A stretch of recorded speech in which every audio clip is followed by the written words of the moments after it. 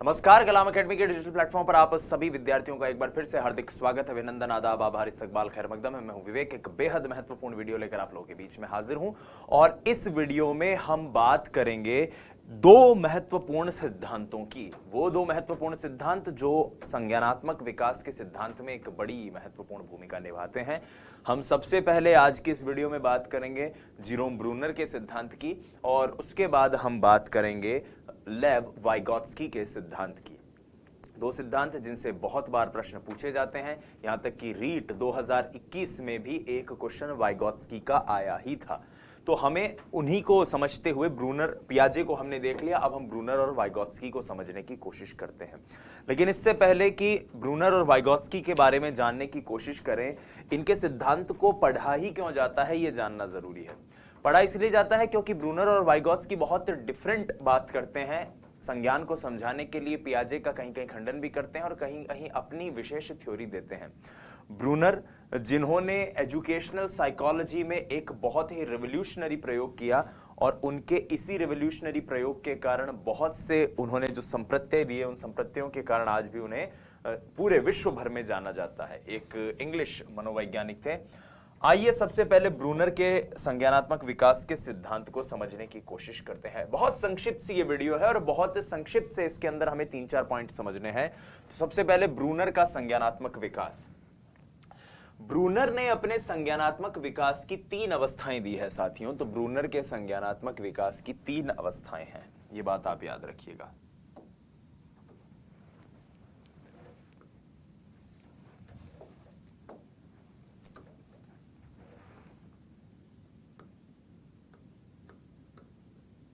Brunner के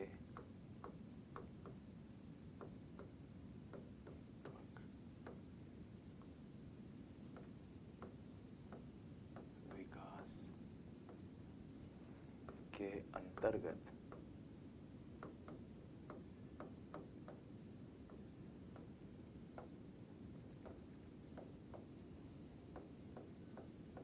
तीन अवस्थाएं आती हैं। पहली अवस्था जिसकी बात ब्रूनर करते हैं वो कहलाती है सक्रिय अवस्था।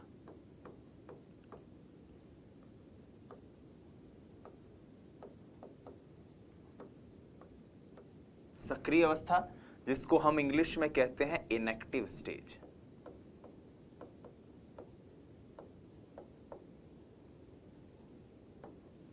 ये जो इनएक्टिव स्टेज है साथियों, ये इनएक्टिव स्टेज जन्म से 2 वर्ष तक रहती है।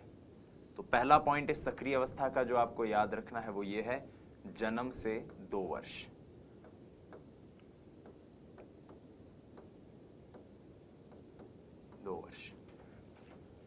तो सक्रिय रूप से अधिगम करेगा, जैसा हमने संज्ञानात्मक विकास में देखा भी है। जन्म से 2 वर्ष शैशवावस्था की बात हो रही है, तो यहां पर बालक सक्रिय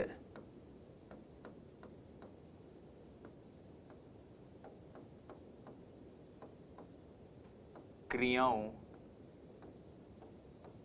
द्वारा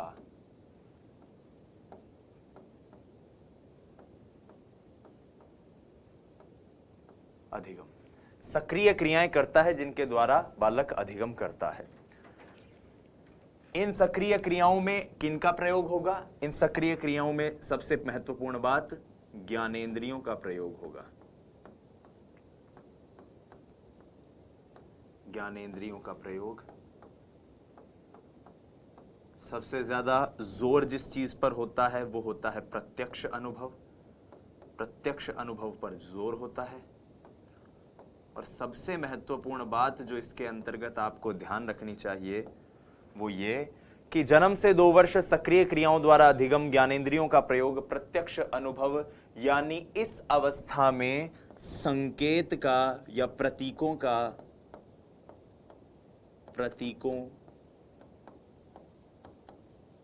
संकेतों,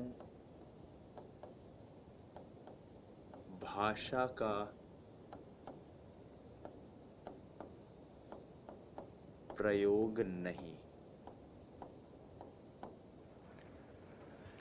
इस अवस्था में प्रतीकों का प्रयोग, संकेतों का या भाषा का प्रयोग नहीं होता। और सबसे महत्वपूर्ण बात जहां से कोई एक नया प्रश्न बनने की संभावना बनती है वो ये कि ब्रूनर की जो ये पहली अवस्था है जिसको सक्रिय अवस्था कहते हैं, ये अवस्था जां पियाजे के संवेदी गामक अवस्था के समानांतर होती है। तो यह अवस्था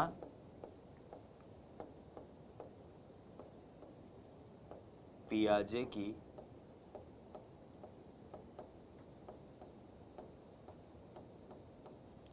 संवेदी गामक अवस्था के समानांतर है। तो ऐसे भी समझ सकते हैं कि संवेदी गामक अवस्था की जो विशेषताएं हैं वो इस अवस्था में भी एज इट इज नजर आती है। तो ये बात ही आपको याद रहेगी कि ब्रूनर के संज्ञानात्मक विकास के अंतर्गत जो पहली अवस्था है, सक्रिय अवस्था, इनएक्टिव स्टेज, वो जन्म से 2 वर्ष है। सक्रिय क्रियाओं द्वारा अधिगम, ज्ञानेंद्रियों का प्रयोग और बाकी तो सारी चीजें करीब करीब वही हैं। दूसरी अवस्था पर चलते हैं। दूसरी अवस्था ब्रूनर की कहलाती है प्रतिबिंबात्मक अवस्था।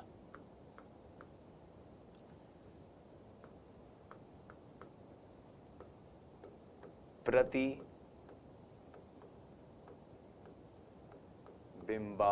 अवस्था।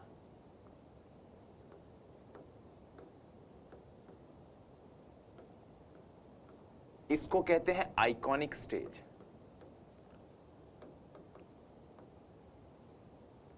आइकॉनिक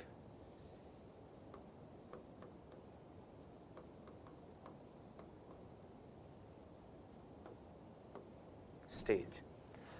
इस अवस्था तक आते आते बालक के अंदर दृश्य स्मृति का विकास हो जाता है।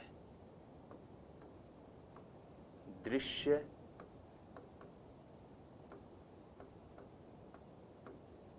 स्मृति का विकास, जिसको हम इंग्लिश में कहते हैं विजुअल मेमोरी। दृश्य स्मृति मतलब कि कोई चीज आपने देख ली तो फिर आपकी स्मृति में उसका एक दृश्य बन गया। यह बिल्कुल ऑब्जेक्ट परमानेंस जैसी ही चीज है, कुछ भी अलग नहीं है, बस कहन का तरीका अलग है, कथन का तरीका अलग है। तो दृश्य स्मृति का विकास इस अवस्था में हो जाता है, विजुअल मेमोरी, नंबर 1। नंबर 2, प्रतीकों के आधार पर, प्रतीकों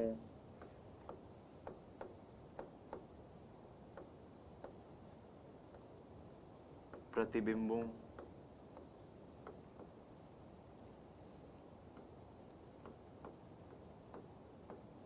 चिन्हों प्रतिनिधित्वात्मक गतिविधियों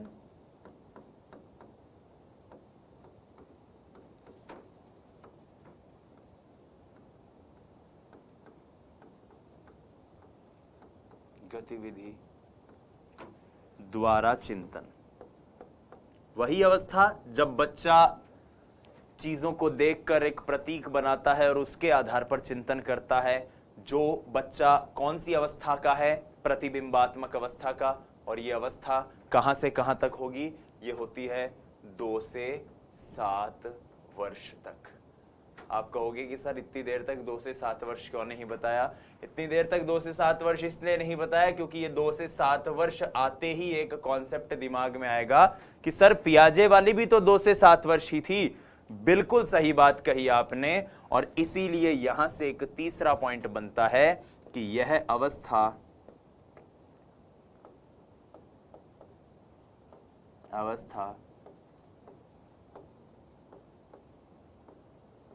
पियाजे की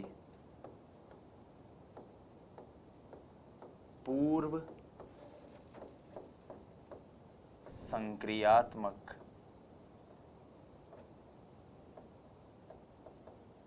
अवस्था के समानांतर है।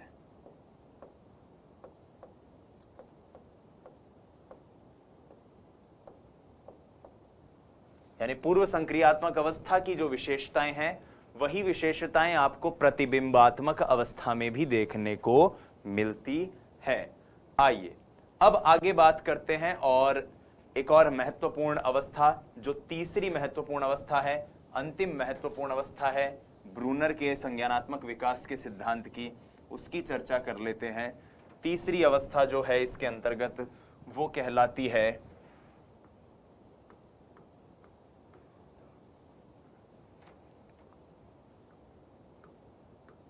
संकेतात्मक अवस्था।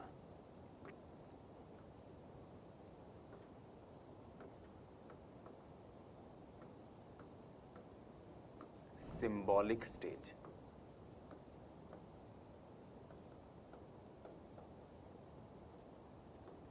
सबसे खास बात कि ये जो स्टेज है ये 7 वर्ष से ऊपर तक है।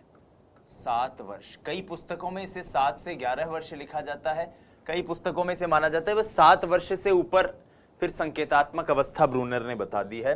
ब्रूनर ने इस अवस्था को इन अवस्थाओं को समझाते हुए पहली बात कहा कि संकेत अवस्था जो है, इस अवस्था में भाषा का प्रयोग होता है। सबसे बड़ी बात, चिंतन में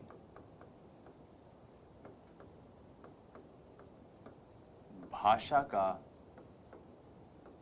प्रयोग, ये इस अवस्था की सबसे बड़ी खासियत है कि इस अवस्था के अंदर जो बालक चिंतन करता है उस चिंतन में प्रयोग किसका होता है? भाषा का प्रयोग सबसे ज्यादा दृष्टिगत होता है। तो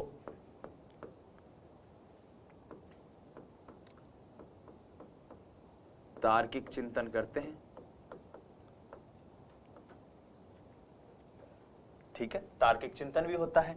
और 7 वर्ष से ऊपर की अवस्था है, यानी इस अवस्था को किसके समानांतर माना जा सकता है? यह मूर्त संक्रियात्मक अवस्था के समानांतर है। मूर्त संक्रियात्मक अवस्था के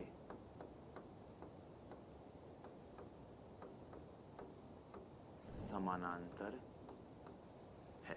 मूर्त संक्रियात्मक अवस्था के समानांतर है। कौन सी अवस्था? ब्रूनर की ये तीसरी अवस्था, जिसको संकेतात्मक अवस्था कहते हैं। अब ये बात बताते हुए ब्रूनर एक बात कहते हैं। ब्रूनर कहते हैं कि अमूमन भाई पियाजे को एक तरह से नकारने के पीछे एक जो कारण था वो ये था कि पियाजे ने कहा कि ये अवस्थाएं रिजिड होती है। हमने पढ़ रखा है कि ये जो अवस्थाएं हैं ये अवस्थाएं पूरी तरह से रिजिड हैं। इन अवस्थाओं को परिवर्तन नहीं हो सकता, इन अवस्थाओं में बदलाव नहीं हो सकता, इन्हें टाला नहीं जा सकता, छोड़ा नहीं जा सकता। लेकिन ब्रूनर कहते हैं कि एक प्रौढ़ भी ज्ञानेंद्रियों के माध्यम से चिंतन करता है, एक प्रौढ़ भी प्रतीकों के माध्यम से चिंतन करता है। जबकि पियाजे ये नहीं कहते थे। पियाजे ने कहा था भाई ज्ञानेंद्रियों के माध्यम से चिंतन तो हो गया 2 साल तक, इसके बाद आता है प्रतीकों वाला, फिर आती है मूर्त संक्रियात्मक, फिर आती है औपचारिक। जबकि इन्होंने कहा कि प्रौढ़ भी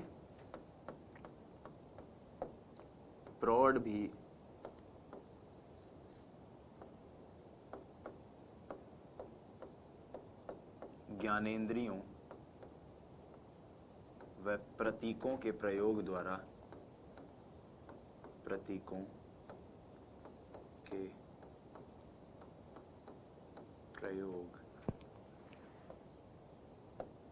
द्वारा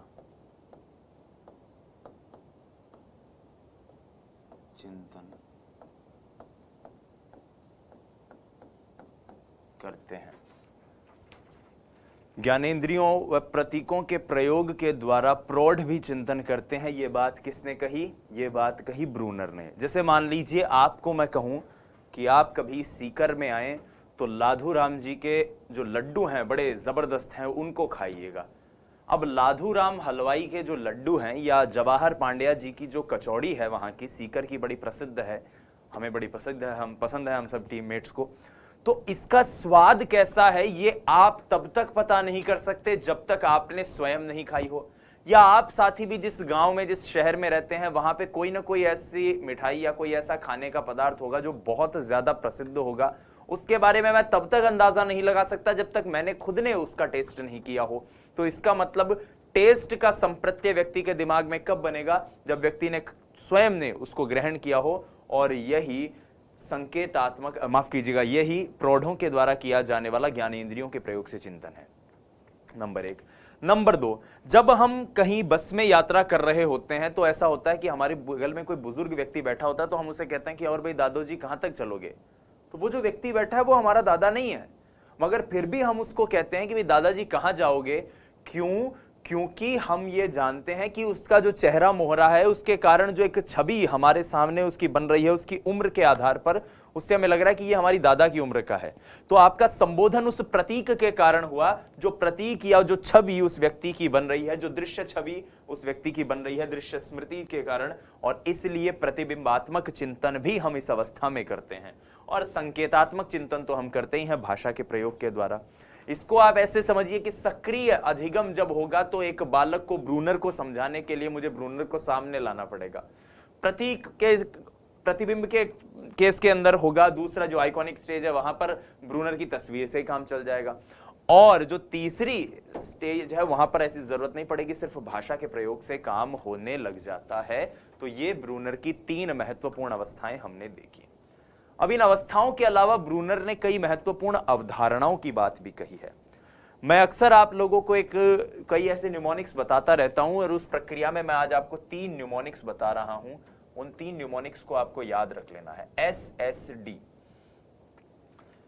सीटेट हो, रीट हो, सेकंड ग्रेड हो, फर्स्ट ग्रेड हो, ये 3 अक्षर आप जरूर याद रखिएगा, क्योंकि ये 3 अक्षर ऐसे हैं जो सीधे सीधे जीरोम ब्रूनर से जुड़े हुए हैं, और इन 3 अक्षरों से 3 शब्द बनते हैं, 3 अवधारणाएं बनती हैं, 3 संप्रत्यय बनते हैं, और उन तीनों संप्रत्ययों के प्रतिपादन का श्रेय जिस व्यक्ति को जाता है वो होते हैं जीरोम ब्रूनर। सबसे पहले एस पर चलते हैं, जिस एस को कहते हैं स्पाइरल कैरिकुलम, जिसकी बात हम यहां पर आज करेंगे। स्पाइरल कैरिकुलम, जिसको कहा जाता है वर्तुलाकार पाठ्यचर्या। वर्तुलाकार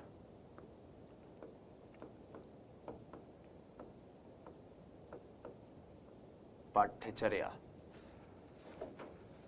दूसरे एस पर आते हैं। दूसरा एस है स्कैफोल्डिंग। इसकी चर्चा भी इसी वीडियो में करेंगे। स्कैफोल्डिंग जिसको कहते हैं मचान, और स्कैफोल्डिंग जिसकी अवधारणा के ऊपर पूरा का पूरा हमारे वाइगोत्स्की साहब का सिद्धांत टिका हुआ है। और तीसरा जो संप्रत्यय ब्रूनर के द्वारा दिया हुआ आता है वो है डिस्कवरी लर्निंग।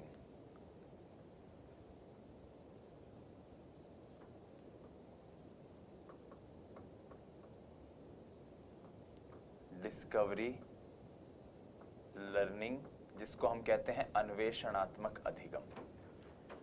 याद रखिएगा, ये 3 शब्द जब भी पूछें कि डिस्कवरी लर्निंग की अवधारणा किसने दी, ब्रूनर। स्कैफोल्डिंग की अवधारणा किसने दी, ब्रूनर। स्पाइरल कैरिकुलम की अवधारणा किसने दी, ब्रूनर। तो ये 3 शब्द आप जरूर याद रखिएगा। मैंने 2 के बारे में तो कहा कि मैं इस वीडियो में बताऊंगा, डिस्कवरी लर्निंग के बारे में ऐसा क्यों नहीं कहा, वो इसलिए नहीं कहा कि चिंतन नाम का जो टॉपिक आपके रीट के साथ ही जब आप पढ़ेंगे, अपन ये टॉपिक पढ़ने के बाद हम पढ़ने जा रहे हैं, हम पढ़ेंगे मतलब इस टॉपिक के बाद हम अभिप्रेरणा पढ़ेंगे, अभिप्रेरणा के बाद अधिगम पढ़ेंगे, अधिगम के बाद हम चिंतन ही पढ़ेंगे। तो चिंतन को जब हम पढ़ेंगे तो उसमें हम डिस्कवरी लर्निंग को समझने की कोशिश करेंगे। डिस्कवरी लर्निंग यानी अन्वेषणात्मक अधिगम। तो यहां पर आप सिर्फ ये बात याद रखिएगा कि ब्रूनर जो हैं उन्होंने कौन कौन सी अवधारणाएं 3 दी हैं, जिनसे सीधे सीधे प्रश्न पूछा जाता है कि ये 3 अवधारणाएं किसके द्वारा दी गई हैं। स्पाइरल कैरिकुलम, स्कैफोल्डिंग, अन्वेषणात्मक अधिगम, और बस ये 3 ही हैं, और क्या। ठीक है, आइए अब आगे बढ़ते हैं और यात्रा को आगे लेकर चलते हैं।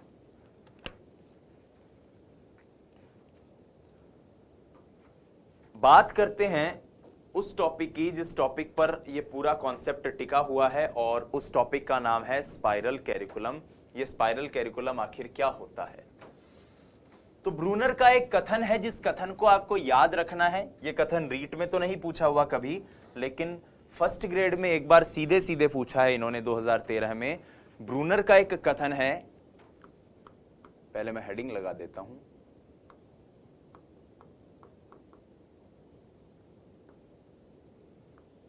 स्पाइरल कैरिकुलम वर्तुलाकार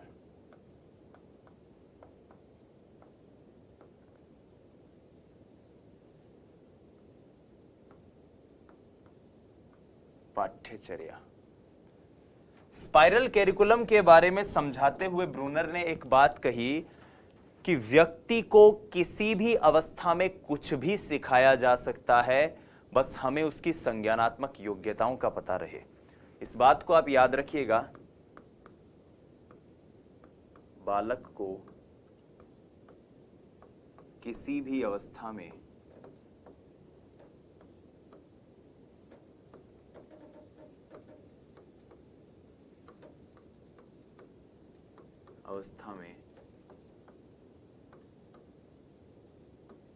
कुछ भी सिखाया जा सकता है यदि हमें उसकी संज्ञानात्मक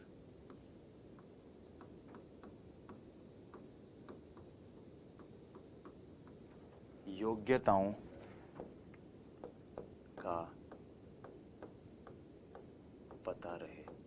हमें अगर उसकी संज्ञानात्मक योग्यताओं का पता रहे अगर बच्चे की, तो हम उस व्यक्ति को किसी भी अवस्था में कुछ भी सिखा सकते हैं। यह बात कही हुई है जीरोम ब्रूनर की, और इसी अवधारणा के आधार पर जीरोम ब्रूनर ने यह स्पाइरल कैरिकुलम का पाठ्यक्रम दिया। क्या आप जानते हैं कि ब्रूनर जो है साथियों जन्मांध थे, जन्म से अंधे पैदा हुए थे, और 2 साल के बाद उनकी आंखों की ज्योति वापस आई थी। बड़ी एक दिलचस्प सी बात है उनके जीवन से जुड़ी हुई, मुझे बात आपको पढ़ाते पढ़ाते याद आ गई, तो मुझे लगा आपसे इसको शेयर करना चाहिए, साझा करना चाहिए।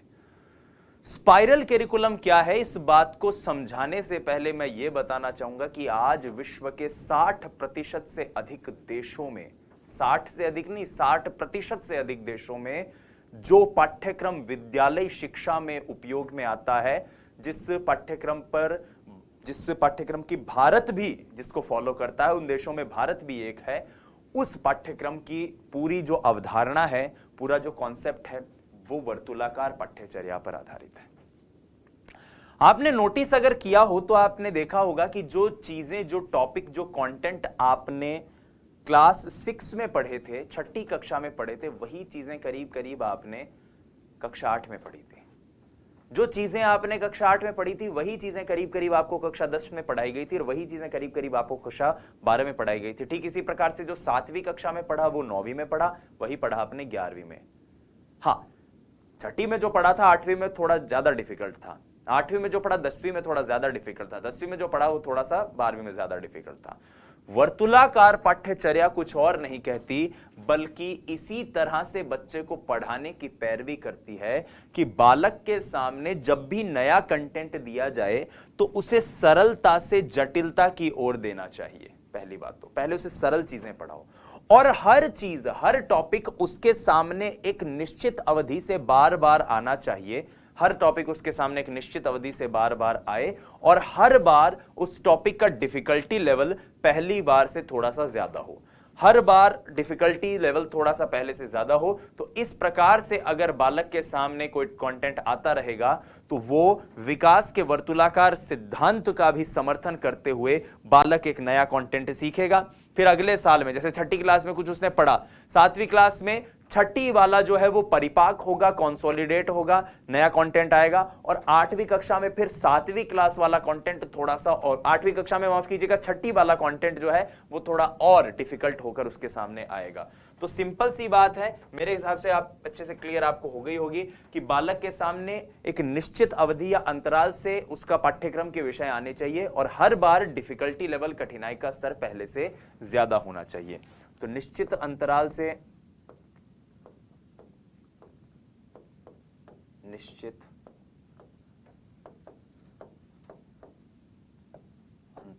विषय आने चाहिए। विषय छात्र के समक्ष आए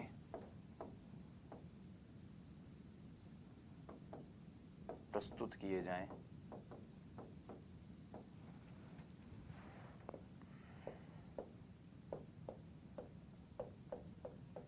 और हर बार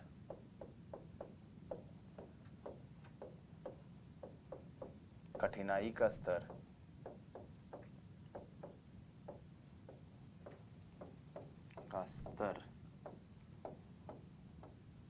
पहले की अपेक्षा अधिक हो। बस यही चीज है वर्तुलाकार पठ्यचर्या, बस इतनी सी बात आपको याद रखनी है। ब्रूनर ने एक और अवधारणा दी थी जिस अवधारणा को कहते हैं मचान यानी कि स्कैफोल्डिंग। हालांकि इस अवधारणा पर सबसे विस्तृत कार्य जिस व्यक्ति ने किया है उनका नाम वाइगोत्स्की होता है। वाइगोत्स्की जो सामाजिक और सांस्कृतिक अधिगम का सिद्धांत, संज्ञानात्मक सिद्धांत का सामाजिक सांस्कृतिक उपागम प्रस्तुत करते हैं, जो कंस्ट्रक्टिविज्म निर्मितिवाद की जो दूसरी लहर आई थी उससे भी सरोकार रखते हैं, उन्होंने सबसे ज्यादा काम किया। लेकिन स्कैफोल्डिंग की अवधारणा जो है वो ब्रूनर साहब ने ही दी थी। तो स्कैफोल्डिंग की अवधारणा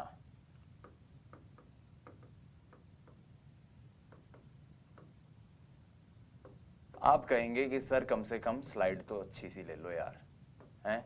स्कैफोल्डिंग बता भी रहे हो और यहां पता नहीं अजीब सा है, आपने बढ़िया सीढ़ियां वीडियां और पता नहीं क्या ही स्ट्रक्चर रख रखा है। तो प्यारे विद्यार्थियों, क्या आप जानते हैं स्कैफोल्डिंग शब्द का मतलब क्या होता है? ये जो सामने आपको स्ट्रक्चर दिखाई दे रहा है इसी को स्कैफोल्डिंग कहते हैं। हाँ, सिविल इंजीनियरिंग का एक टर्म है स्कैफोल्डिंग, जिसके अंतर्गत जिसका वास्तविक शाब्दिक मतलब यह होता है वो सहारा जो किसी इमारत को एक दर्जे से या एक माले से दूसरे माले पर जाने के लिए दिया जाता है।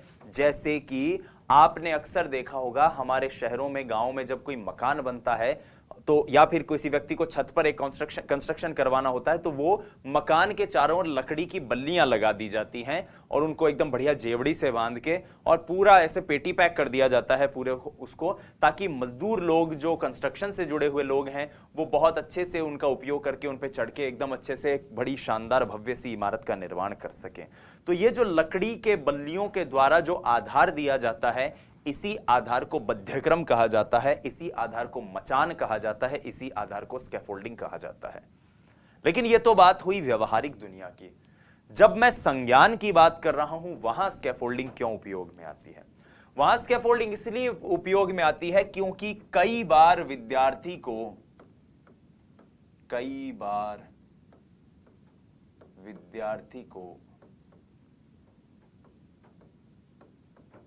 सीखने के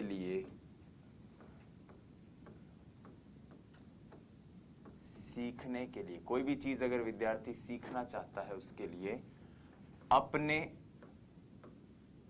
अध्यापक के अनुभव की जरूरत पड़ती है। अध्यापक के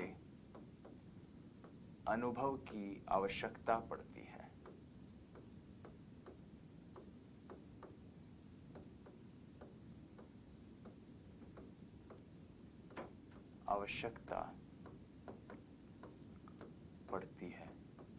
और अध्यापक के द्वारा दिया गया यही अनुभव, ये जो मदद अध्यापक करता है उसकी, वही कहलाती है स्कैफोल्डिंग। गणित की कक्षा में अक्सर आपने ऐसा देखा होगा जब आपने गणित पढ़ी होगी कि आपके जो टीचर हैं, आप में से कुछ अगर लेवल 2 साइंस के या लेवल 1 के जो विद्यार्थी हैं वो ये जानते होंगे कि जब सुनील सर आपको क्लास में पढ़ाते हैं तो वो किस तरह से पढ़ाते हैं। खासतौर पर गणित का मैं एग्जांपल इसलिए ले रहा हूं क्योंकि स्कैफोल्डिंग को गणित के एग्जांपल से बहुत अच्छे से समझा जा सकता है। जब सुनील सर आपको पढ़ाते हैं तो कैसे पढ़ाते हैं साथियों? आपको कोई एक टॉपिक पढ़ा रहे हैं, मान लो सुनील सर भिन्न पढ़ा रहे हैं या फिर कुछ भी कोई भी एक टॉपिक पढ़ा रहे हैं, संख्या पढ़ा रहे हैं, तो वो पढ़ाने से पहले ये बोलते हैं कि देखो एक क्वेश्चन मैं तुम्हें सॉल्व करके दिखाता हूं, और फिर वो आपको उस क्वेश्चन को सॉल्व करके खुद दिखाते हैं, फिर वो आपको 2, 3, 5, 10, 15 जैसे क्वेश्चन जितने भी हैं वो दे देते हैं। होता है या नहीं होता ऐसा? तो ये जो एक टीचर करता है कि पहले वो खुद अपने अनुभव के प्रयोग से आपकी मदद करे और फिर आप उससे आगे अपने आप को प्रोसीड करें, बढ़ाएं, यही कहलाती है स्कैफोल्डिंग, यही कहलाती है मचान मनोवैज्ञानिक टर्म में, संज्ञानात्मक विकास के दृष्टिकोण में। आइए अब इस संज्ञान की प्रक्रिया को, इस संज्ञान की यात्रा को इस महान मनोवैज्ञानिक के सिद्धांत के जरिए समझने की कोशिश करते हैं। और सिद्धांत है वाइगोत्स्की का संज्ञानात्मक विकास का सिद्धांत। वाइगोत्स्की का जो ये सिद्धांत है, इस सिद्धांत से जुड़ी हुई सबसे महत्वपूर्ण बात यह है कि यह सिद्धांत पियाजे की तरह व्यक्ति की भूमिका को तो महत्वपूर्ण मानता ही है। पियाजे मानता था कि व्यक्ति के संज्ञान में उसकी खुद की बड़ी भूमिका होती है, ये भी कहते हैं, बोला हाँ व्यक्ति की भूमिका है, लेकिन व्यक्ति के साथ साथ 3 तत्व और हैं जिनकी बड़ी भूमिका है। ये 3 तत्व, 3 लेटर आपको याद रखने हैं। तो ये बात आप याद रखिएगा कि वाइगोत्स्की के अनुसार इसको संज्ञानात्मक अधिगम का सिद्धांत भी कई बार कह दिया जाता है, लेकिन हम इसे वास्तव में संज्ञानात्मक विकास के सिद्धांत के नाम से ही जानते हैं। वाइगोत्स्की के अनुसार बालक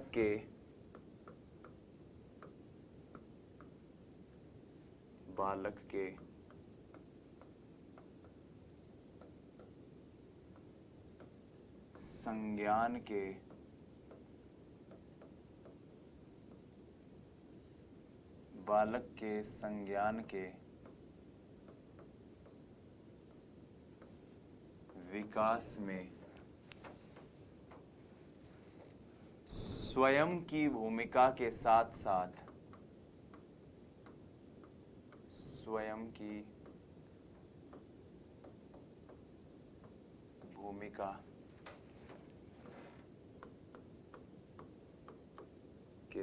साथ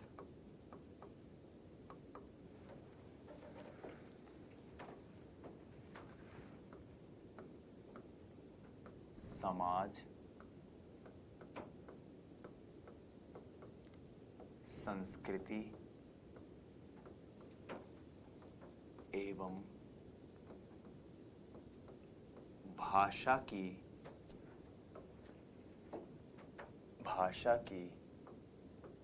महत्वपूर्ण भूमिका है।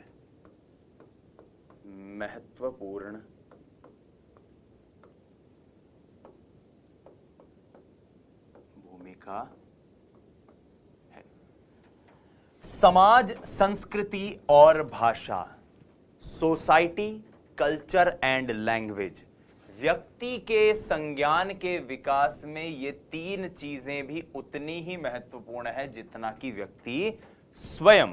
और ये बात सबसे पहले जिस व्यक्ति ने कही वो थे लेव वाइगोत्स्की। रीट 2021 में जो प्रश्न आया था वो प्रश्न यही था कि बालक के संज्ञान के विकास में वाइगोत्स्की किसे महत्वपूर्ण मानते हैं, और उसमें एक ऑप्शन था समवयस्क समूह। समवयस्क समूह यानी पीयर ग्रुप्स, पीयर ग्रुप यानी कि वो लोग जिनके आसपास हम रहते हैं, और वो साथी खास तौर पर जिनके आसपास हम रहते हैं और जो हमारे ही उम्र के होते हैं।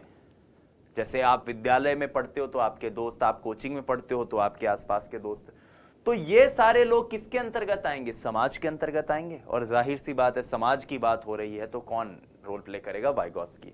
एक चीज याद रखिएगा, वाइगोत्स्की का प्रश्न जब भी पूछा जाए परीक्षा में, आपको ये 3 अक्षर हमेशा याद रखने हैं, समाज, संस्कृति, भाषा। SCL, S for society, C for culture, L for language. ये 3 चीजें जब भी परीक्षा में देखने को मिले, हमें सीधे सीधे वाइगोत्स्की के ऊपर टिक करके आ जाना है। अब वाइगोत्स्की अपनी इस सिद्धांत को समझाते हैं, इसीलिए इस सिद्धांत को सामाजिक सांस्कृतिक सिद्धांत भी कहते हैं। इसे संज्ञानात्मक विकास का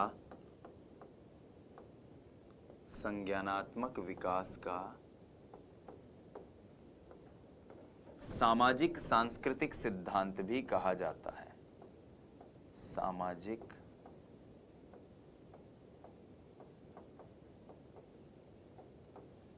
सांस्कृतिक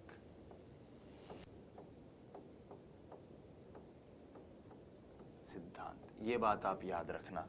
संज्ञानात्मक विकास का कौन सा सिद्धांत है? ये सामाजिक सांस्कृतिक सिद्धांत। और इस सिद्धांत को क्यों कहा गया? क्योंकि इसने समाज और संस्कृति की भूमिका को महत्वपूर्ण माना। अब हम वाइगॉत्स्की के सिद्धांत से संबंधित 4 महत्वपूर्ण शब्दों को समझेंगे। ये 4 महत्वपूर्ण शब्द हैं जो बड़े काम के हैं और इनसे क्वेश्चन भी आने की संभावना बनती है। सीटेट तो ऐसे मान लो कि पूछता ही रहता है इससे क्वेश्चन।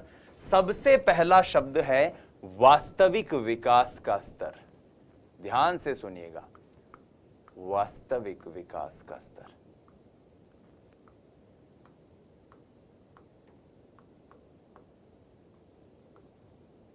वास्तविक विकास का स्तर। वास्तविक विकास का स्तर वो स्तर होता है जहां व्यक्ति बिना किसी मदद के, बिना किसी के हेल्प के स्वयं से पहुंचे। विकास का वह स्तर, विकास का वह स्तर जहां व्यक्ति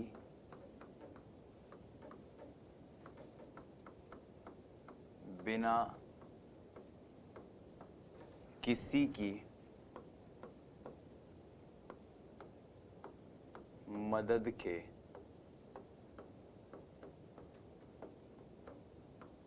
स्वयं से पहुंचे। क्या कहलाएगा? वास्तविक विकास का स्तर, स्टेज ऑफ एक्चुअल डेवलपमेंट या लेवल ऑफ एक्चुअल डेवलपमेंट।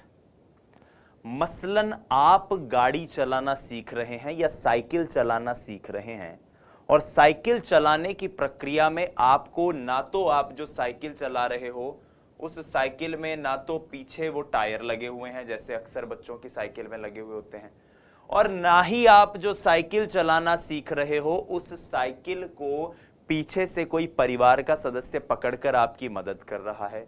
तो आप हो सकता है साइकिल चलाना सीख तो जाएं, लेकिन आपको सीखने में कोई कम से कम 10 दिन या 15 दिन लग जाएं। खुद से, स्वयं से बोला गया इसमें। ठीक है।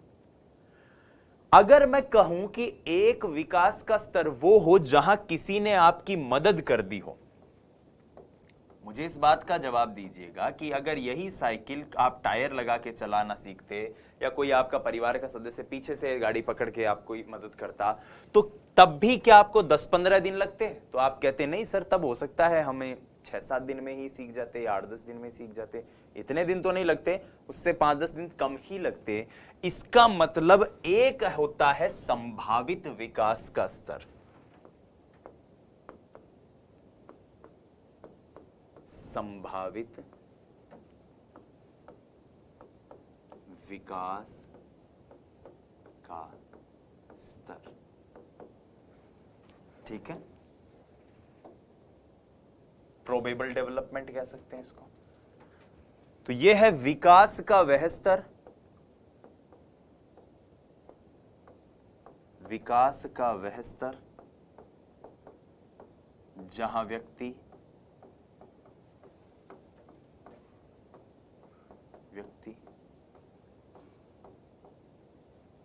किसी की मदद द्वारा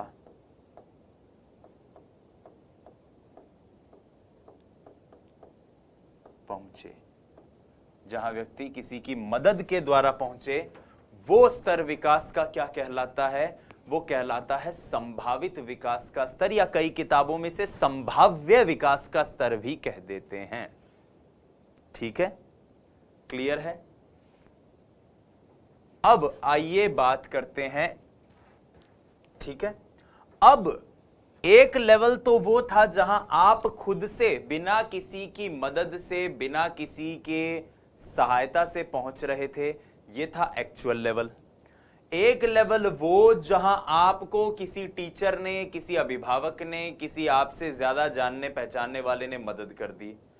इन दोनों के बीच का जो अंतर होता है ना साथियों, असल में वाइगॉत्स्की के इस पूरी अवधारणा का केंद्र बिंदु वही है, और उस अंतर को कहा जाता है ZPD, zone of proximal development, समीपस्थ विकास का क्षेत्र। समीपस्थ विकास का क्षेत्र, समीपस्थ विकास का क्षेत्र, zone of proximal development, proximal development. और ये जोन ऑफ प्रॉक्सिमल डेवलपमेंट क्या है? ये जोन ऑफ प्रॉक्सिमल डेवलपमेंट है संभावित विकास के स्तर का और वास्तविक विकास के स्तर का अंतर। ठीक है, तो संभावित व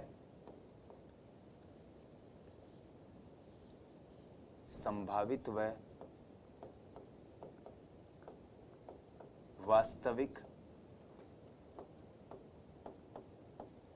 विकास के स्तर के मध्य का अंतर क्या कहलाता है?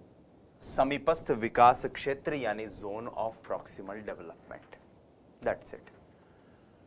चौथी एक टर्मिनोलॉजी जो है वो वाइगॉस्की यूज करते हैं मोर नॉलेजेबल अदर की, मोर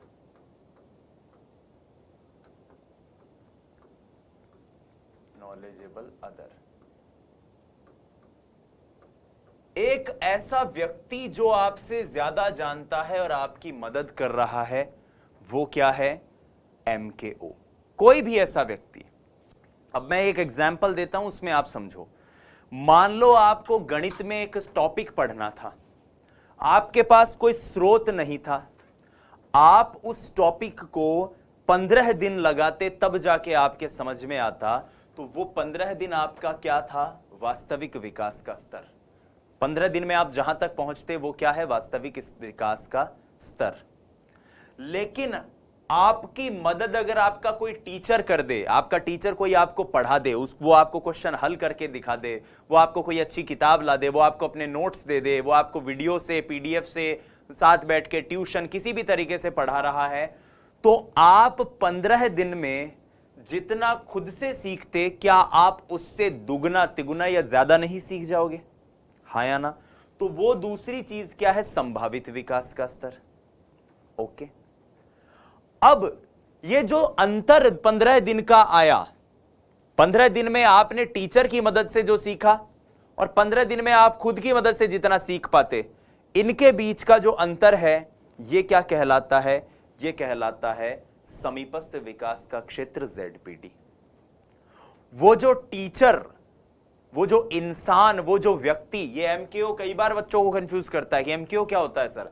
MKO मतलब वो व्यक्ति, वो मनुष्य जो आपकी मदद कर रहा है और आपसे ज्यादा जानता है, वो क्या है? MKO। और मदद में वो जो चीजें आपको दे रहा है, मदद में वो आपको किताब दे रहा है, मदद में वो आपको समय दे रहा है, मदद में वो अपना ज्ञान आपको दे रहा है, मदद में वो आपको नोट्स बना के दे रहा है, कुछ भी दे रहा है, तो वो क्या है? वो है स्कैफोल्डिंग। MKO तो वो व्यक्ति होता है जो आपकी मदद करता है, और जो मदद हो रही है आपकी, जिस रूप में मदद हो रही है, वो क्या कहलाती है? एक तरह की स्कैफोल्डिंग। इसको मैं एक छोटे से उदाहरण से समझा दूं, उसके बाद इस क्लास को वाइंड अप कर देंगे हम। छोटा सा सिंपल सा उदाहरण है। उदाहरण कुछ इस प्रकार का है साथियों कि एक बार की बात है, एक व्यक्ति था जो तालाब में नहाने का उसका मन हुआ। ठीक है,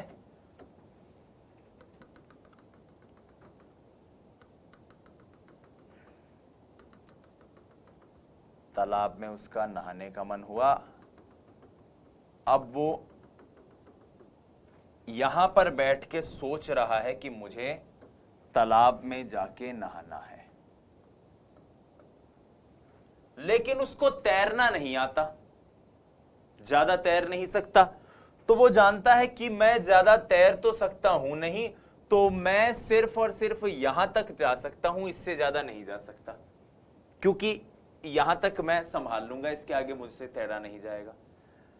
खुद से वो इतना ही जा सकता है।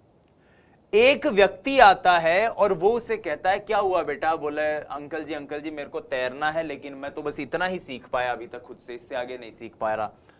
तो अंकल उसको एक टायर दे देते हैं, टायर उसके बॉडी में फिट कर देते हैं और बोलते हैं कि बेटा ये टायर ले और इससे तैर। तो अब बच्चा टायर पहन के बच्चा इतनी दूर तक तैर सकता था क्योंकि अब उसको डूबने का खतरा नहीं था। तो इस पूरी प्रक्रिया में अब आप समझने की कोशिश करो कि ये जो स्तर था ये तो क्या था, वास्तविक विकास का स्तर, जहां बालक खुद से जा सकता था किसी की मदद के बिना। ये दूसरा स्तर कौन सा था, ये था संभावित विकास का स्तर। संभावना बनती है अगर वो टायर की मदद कर ले तो। इन दोनों के बीच का जो अंतर है वो क्या कहलाता है, वो कहलाता है ZPD। ये जो व्यक्ति जो इस बच्चे की मदद कर रहा है ये व्यक्ति कौन है, MKO। और जो टायर इस व्यक्ति ने इस बच्चे को दिया है ये टायर क्या है, ये टायर है साथियों अपना स्कैफोल्डिंग। ये टायर क्या है, स्कैफोल्डिंग। बस इस तरह से आपको ऑटोमेटिकली चीजें क्लियर हो गई होंगी कि क्या तो ZPD होता है, क्या MKO होता है, क्या स्कैफोल्डिंग होता है। आइए अब आज जो हमने पढ़ा उसको रिवाइज करते हैं। सबसे पहले ब्रूनर के संज्ञानात्मक विकास की अवस्था, 3 अवस्था बताई है। सक्रिय जो कि जन्म से 2 वर्ष तक, उसके बाद प्रतिबिंबात्मक 2 से 7 वर्ष तक, उसके बाद संकेतात्मक 7 वर्ष से ऊपर। फिर ब्रूनर 3 तरह की अवधारणाओं को के प्रतिपादक माने जाते हैं। S मतलब स्पाइरल कैरिकुलम, S मतलब स्कैफोल्डिंग और D मतलब discovery learning. Bruner spiral curriculum के बारे में कहते हैं किसी भी बालक को किसी भी अवस्था में कुछ भी सिखाया जा सकता है, निश्चित अंतराल से बच्चे के सामने चीजें आनी चाहिए और कठिनाई का स्तर पहले से बेहतर होना चाहिए। स्कैफोल्डिंग, कई बार विद्यार्थी को सीखने के लिए अपने अध्यापक के अनुभव की आवश्यकता पड़ती है, तो वो जो मदद कोई व्यक्ति कर रहा है, मदद की वह मात्रा जो एक स्तर से दूसरे स्तर पर जाने में हेल्पफुल हो, वो मदद क्या कहलाती है, स्कैफोल्डिंग। वाइगोत्स्की के अनुसार बालक के संज्ञान के विकास में स्वयं की भूमिका के साथ साथ समाज, संस्कृति एवं भाषा की महत्वपूर्ण भूमिका है। यह संज्ञानात्मक विकास का सामाजिक सांस्कृतिक सिद्धांत है। इसमें जो अवधारणाएं हैं उसमें सबसे पहले वास्तविक विकास का स्तर, वो स्तर जहां व्यक्ति बिना किसी की मदद से पहुंचे। संभावित विकास का स्तर, वो स्तर जहां किसी की मदद से पहुंचे। और समीपस्थ विकास का क्षेत्र, उन दोनों के बीच का अंतर। और MKO, वो व्यक्ति जो आपकी मदद कर रहा है। तो प्यारे साथियों, यहां पर संज्ञानात्मक विकास के अवधारणा से जुड़े हुए जो महत्वपूर्ण फैक्ट्स हैं वो कंप्लीट होते हैं। धन्यवाद। जय हिंद, वंदे मातरम। स्वस्थ रहिए, मस्त रहिए, अपनी तैयारी में व्यस्त रहिए। नमस्कार।